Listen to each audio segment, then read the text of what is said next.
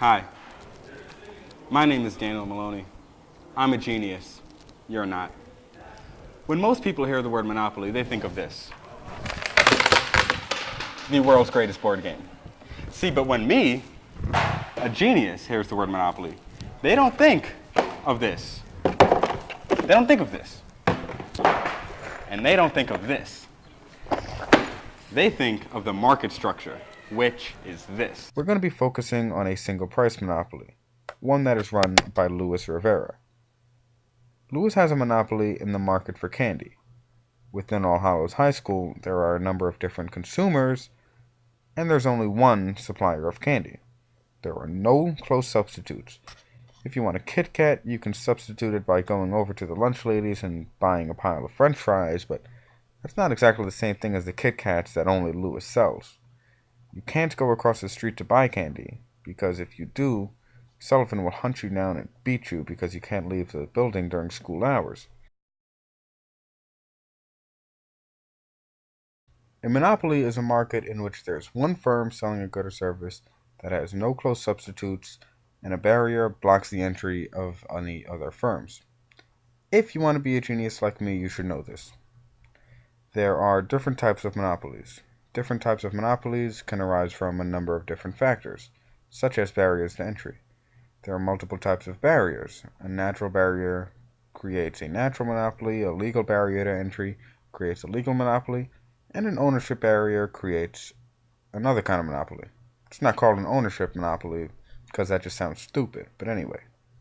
A natural monopoly exists when the technology for producing a good enables one firm to meet the entire market demand at a lower average total cost than two or more firms could.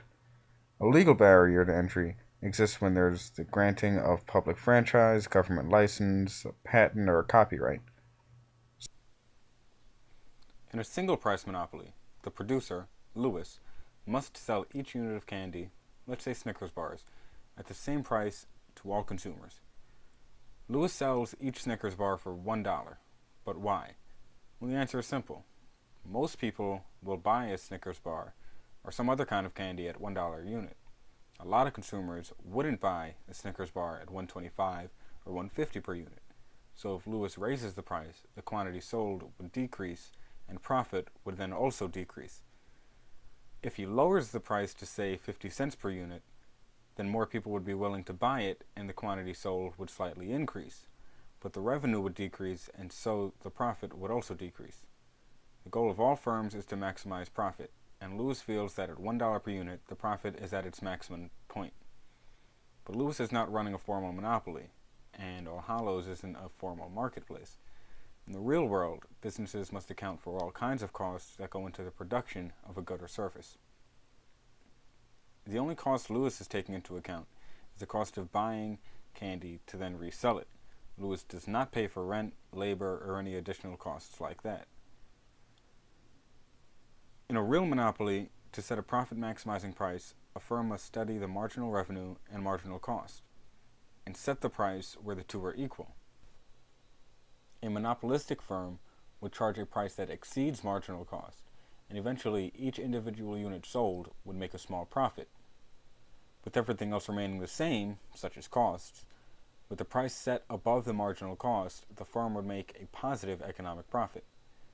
This profit creates an incentive for new firms to enter the market, but barriers block that from happening, and the monopoly brings in what you may call guap. In any market, resources are used efficiently when output is where marginal benefit equals the marginal cost. In a monopoly, unlike in a perfectly competitive market, output is where marginal revenue equals marginal cost, and marginal benefit exceeds marginal cost. This underproduction creates a dead weight loss, and because of this dead weight loss, all monopolies are considered to be inefficient. When you compare a monopoly to a perfectly competitive market, a monopoly creates a dead weight loss, producer surplus expands, consumer surplus shrinks, and the producer sells less of the good and charges a higher price than the efficient quantities. Hopefully, I have enlightened you to the world of monopolies, and the next time your friend asks you if you want to play a game of Monopoly, you will think of Daniel Maloney's voice and this incredibly low-budget, cheesy, crappy movie telling you what makes a monopoly a monopoly. So, let's wrap it up and rerun through all the important things stated in this video. A monopoly is a market with one firm selling a good with no close substitutes and barriers to entry. A specific kind of monopoly is a single price monopoly, hashtag Louis Rivera, which is a monopoly that must sell each unit at the same price. A monopoly sets price where marginal revenue equals marginal cost. Monopolies are inefficient and sometimes fair. Hopefully, this information will take you one step closer to being a genius.